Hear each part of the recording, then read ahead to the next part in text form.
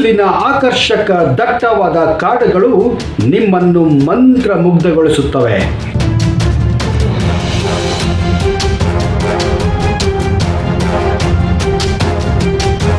ಈ ಅದ್ಭುತ ಗಿರಿಧಾಮ ಬೆಟ್ಟಗಳ ರಾಜಕುಮಾರಿ ಎಂದೇ ಕರೆಯಲ್ಪಡುತ್ತದೆ.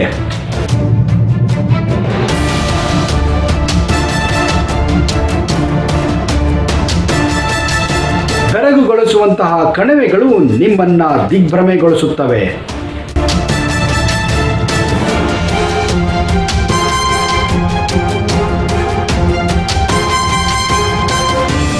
ಮಧುಚಂದ್ರಕ್ಕೆ ಇದು ಅತ್ಯಂತ ನೆಚ್ಚಿನ ತಾಣವಾಗಿದೆ.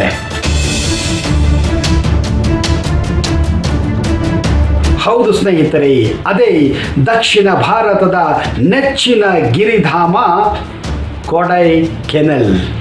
ಇವತ್ತಿನ ಈ ವಿಡಿಯೋದಲ್ಲಿ ನಿಮಗೆ ಕೊಡೈಕೆನಲ್ ಎಲ್ಲಿದೆ, ಕೊಡೈಕೆನಲ್ನ ಹೇಗೆ ತಲುಪಬಹುದು, ಕೊಡೈಕೆನಲಲ್ಲಿ ಎಲ್ಲಿ ಉಳ್ಕೋಬಹುದು, ಕೊಡೈಕೆನಲ್ ನೋಡಲು ಎಷ್ಟು ದಿನ ಬೇಕಾಗುತ್ತದೆ ಹಾಗೂ ಇನ್ನೂ ಹಲವಾರು ವಿಷಯಗಳನ್ನು ಸಂಪೂರ್ಣವಾಗಿ ಹೇಳಕ್ಕೆ ಹೊರಟಿದ್ದೀನಿ.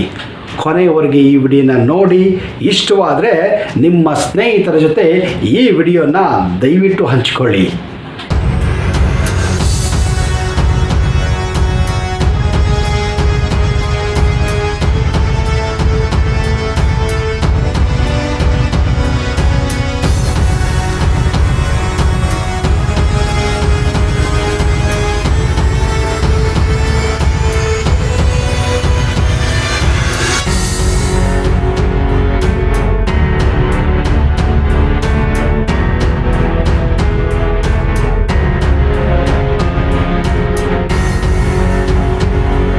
ಕೊಡೈಕೆನಲ್ ತಮಿಳುನಾಡು ರಾಜ್ಯದ ದಿಂಡಿಗಲ್ ಜಿಲ್ಲೆಯಲ್ಲಿ ಇರುವಂತಹ ಅದ್ಭುತ ಹಾಗೂ ಆಕರ್ಷಕ ಗಿರಿಧಾಮವಾಗಿದೆ.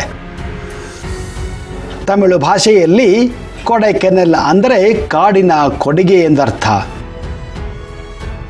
ಹಾಗೆಯೇ ಮಲಯಾಳಂ ಭಾಷೆಯಲ್ಲಿ ಕೊಡೈಕೆನಲ್ ಅಂದರೆ ಬೆಟ್ಟದ ರಾಜಕುಮಾರಿ ಎಂದರ್ಥ.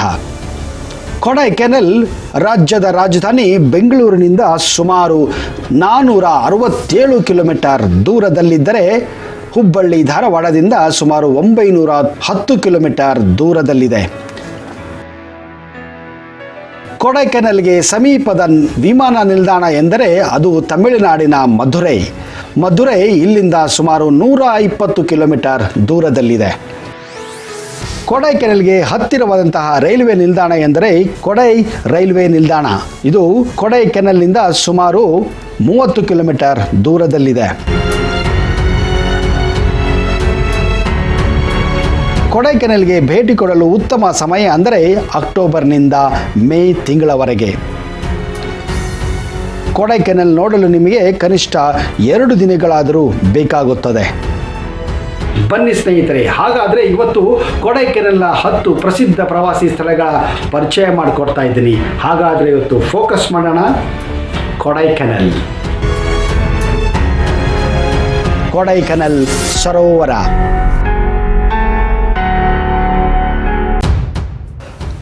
ಕೊಡೈಕೆನಲ್ ಸರೋವರ ಕೊಡೈಕೆನಲ್ ಬಸ್ ನಿಲ್ದಾಣದಿಂದ ಕೇವಲ 500 ಮೀಟರ್ ದೂರದಲ್ಲಿದೆ. ಇದು ಕೃತಕವಾದ ಸರಿಸುಮಾರು ಇದೊಂದು ಕೃತಕವಾದ ಅದ್ಭುತವಾದಂತಹ ಸರೋವರ. ಇದು ನಕ್ಷತ್ರಾಕಾರದಲ್ಲಿದ್ದು 45 ಹೆಕ್ಟೇರ್ ಅಂದರೆ 60 ಎಕರೆಗಳಷ್ಟು ಹರಡಿಕೊಂಡಿದೆ. ಇದನ್ನು 1863ರಲ್ಲಿ ನಿರ್ಮಿಸಲಾಯಿತು. ಇಲ್ಲಿ ರೋ ಬೋಟ್ಗಳು ಅಂದರೆ ದೋಣಿಗಳು, ಪೆಡಲ್ ದೋಣಿಗಳು ಕೊಡೈಕೆನಲ್ ಕ್ಲಬ್ನಲ್ಲಿ ನೀವು ಬಾಡಿಗೆ ಪಡೆದುಕೊಂಡು ಹಲವಾರು ಸಮಯ ನಿಮ್ಮ ಸ್ನೇಹಿತರ ಜೊತೆ ಹಾಗೂ ಸಂಗಾತಿಯ ಜೊತೆ ಕಾಲ ಕಳೆಯಬಹುದು. Dolphin nose.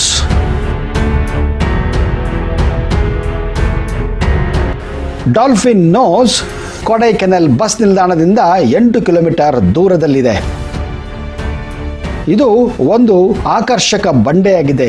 ಇಲ್ಲಿಂದ ನೀವು ಹತ್ತಿ ಕೆಳಗಡೆ ಪಾತಾಳಕ್ಕೆ ನೋಡಿದರೆ 6600 ಮೀಟರ್ ಅಷ್ಟು ಪಾತಾಳ ಅಂದರೆ ಕಂದಕವನ್ನು ನೀವು ಕಾಣಬಹುದು. ಇದೊಂದು ಭಯಾನಕ ದೃಶ್ಯವಾಗಿದೆ. ಆದರೆ ಇದನ್ನು ಭೇಟಿ ಕೊಟ್ಟು ಇದನ್ನು ನೋಡುವುದೇ ಒಂದು ಅದ್ಭುತವಾದಂತಹ ಅನುಭವ ಸ್ನೇಹಿತರೆ.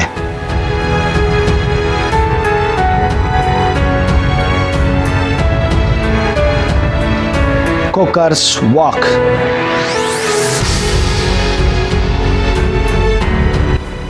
ಇದು ಕೊಡೈಕೆನಾಲಿನ ಅತ್ಯಾಕರ್ಷಕ ಪ್ರವಾಸಿ ತಾಣವಾಗಿದೆ.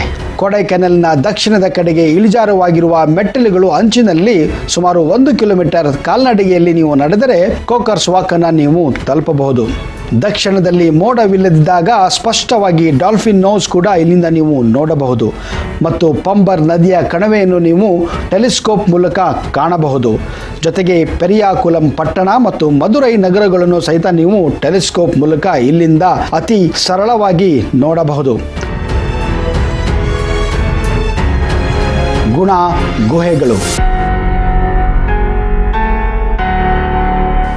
ಗುಣ ಗುಹೆಗಳು ತಮಿಳು ಸಿನಿಮಾ ಗುಣದಿಂದ ಪ್ರಸಿದ್ಧವಾಗಿದೆ. ಕಮಲ್ ಹಾಸನ್ ನಟಿಸಿರುವಂತಹ ಗುಣ ಚಿತ್ರದಿಂದ ಇದು ಪ್ರಸಿದ್ಧಿಯಾಗಿದೆ. ಮುಂಚೆ ಇದನ್ನು ಡೆವಿಲ್ಸ್ ಕಿಚನ್ ಎಂದು ಕರೆಯುತ್ತಾ ಇದ್ರು. ಅಂದರೆ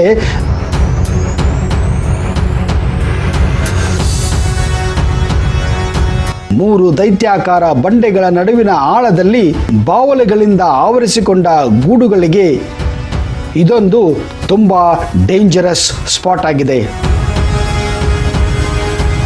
silver cascade. Silver cascade Kodaikanal bus ನಿಲ್ದಾಣದಿಂದ 8 ಕಿಲೋಮೀಟರ್ ದೂರದಲ್ಲಿದೆ. ಕೊಡೈಕೆನಾಲಿಂದ ಅಗಲವಾಗಿ ಉದ್ದವಾದ ತಿರುಗಳಿರುವ ಮತ್ತು ಅಂಕುಡೊಂಕಾದ ಘಟ್ಟಗಳ ರಸ್ತೆಯಲ್ಲಿ ಎತ್ತರವಾದ ಜಾಗದಿಂದ ಅಂದರೆ 5900 ಫೀಟ್ಗಳಿಂದ ಈ ಅದ್ಭುತವಾದಂಥ ಜಲಪಾತ ನೀವು ಕಾಣಬಹುದು. ಇಲ್ಲಿಂದ ಈ ನೀರು ಕೊಡೈಕೆನಾಲ್ ಸರೋವರಕ್ಕೆ ಸೇರುತ್ತದೆ. ಈ ಅದ್ಭುತವಾದಂತಹ ಜಲಪಾತದಲ್ಲಿ ಸ್ನಾನ ಮಾಡುವುದೇ ಒಂದು ಅದ್ಭುತವಾದಂತಹ ಅನುಭವ.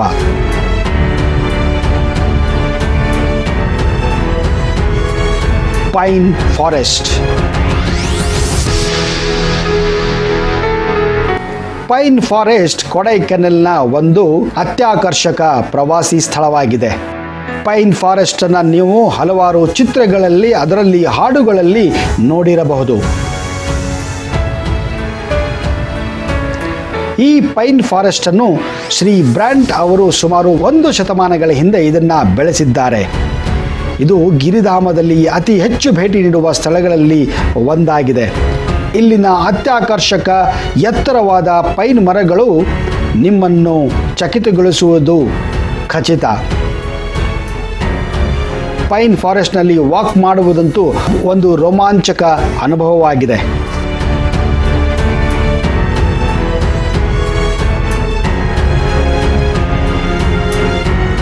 Pillars racks. ಕೊಡೈಕೆನಾಲ್ನ ಅತ್ಯಾಕರ್ಷಕ ಪ್ರವಾಸಿ ಸ್ಥಳಗಳಲ್ಲಿ ಒಂದಾಗಿದೆ ಪಿಲ್ಲರ್ಸ್ ರಾಕ್. ಇದು ದೂರದಿಂದಲೇ ನಿಮ್ಮನ್ನು ಭಯ ಹುಟ್ಟಿಸುವಂತಹ ರಾಕ್ಸ್ಗಳಾಗಿವೆ, ಅಂದರೆ ಬಂಡೆ ಕಲ್ಲುಗಳಾಗಿವೆ. ಈ ಸ್ಥಳವು 3 ಬಂಡೆಗಳಿಂದ ತನ್ನ ಹೆಸರನ್ನು ಪಡೆದುಕೊಂಡಿದೆ. ಅದು ಬಹುತೇಕ ಉದ್ದವಾಗಿರೋದ್ರಿಂದ ಎತ್ತರದಲ್ಲಿ ಸುಮಾರು 400 ಅಡಿ ಎತ್ತರದಲ್ಲಿ ಆಕಾಶವನ್ನು ಚುಂಬುವಂತೆ ನಿಮಗೆ ಕಾಣುತ್ತದೆ. ಆಗಾಗ ಮಂಜು ಮುಸುಕಿದ ವಾತಾವರಣ ಇರುವುದರಿಂದ ಈ ಪಿಲ್ಲರ್ಸ್ ರಾಕ್ಗಳನ್ನು ಕಾಣುವುದು ಅತಿ ವಿರಳ.